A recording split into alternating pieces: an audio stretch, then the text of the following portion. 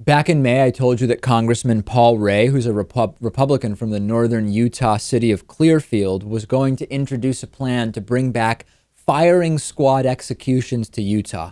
The reason that Paul Ray wanted to bring this controversial method back is that more and more states are having trouble getting around drug shortages and lawsuits to get the proper drugs that are needed for a successful lethal injection. So Paul Ray's suggestion a few months ago was, let's look at bringing back firing squad executions. And that indeed is starting to move forward. There's a proposal that has been put forth by Republican Paul Ray. It would call for firing squad if the state can't obtain lethal injection drugs 30 days before the scheduled execution. And Utah lawmakers have so far endorsed this. It's going to be officially brought to the legislature for debate in January, but it appears that it is at least going to be presented. Back in May, it was just an idea from Paul Ray. Now he has presented it. His colleagues say, yes, we will bring this up and we will explore this in January. Under current law, death by firing squad is only an option for criminals sentenced to death before 2004. It was last used in 2010. We have to stop this insanity, Lewis. We have states arguing about how best to kill people. It's a debate over what's the right method we should be using to kill people. Yes, I wonder if we will see any type of bill or measure to try and outlaw this in every state at the federal level.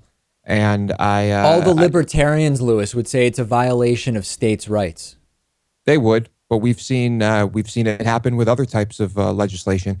And as far as I know, it's not something that has landed on a president's desk or has been brought up in Congress in recent history. And why is that? I don't know. And one thing I forgot to mention last week in my discussion with a guest who was in favor of the death penalty in certain situations was 1 in 25 on death row is innocent. That was a key bit of data that is the newest bit of data that has made me even more forcefully be against the death penalty. And when I think about it, we have a society that has deemed murder to be wrong. And if you murder if you murder someone in that society, the state has also deemed that that is so wrong that now the state is going to kill you. And I get what some are saying, which is, well, no, David. Once you kill someone else, you were essentially forfeiting your right to be alive.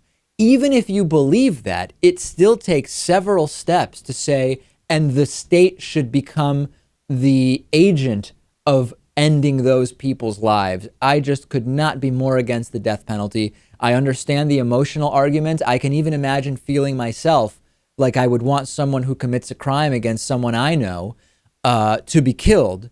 But when I really analyze it empirically, it's not something that makes sense for the United States to be doing. And also, it costs an incredible amount of money per person. Well, some people say, though, Lewis, they're like, well, the reason it costs so much is because all these criminals are entitled to all of these appeals. We should kill them much faster. Hey, we already have 1 out of 25 on death row that's probably innocent. Do you know how much that will increase if we start eliminating appeals for people? Yeah, even with all those appeals, we still can't get it right. So, yes, you're right. It's got to go. You've heard me talk about the Dunning-Kruger effect. Next, we will talk to David Dunning of Dunning-Kruger effect fame. Stay with us.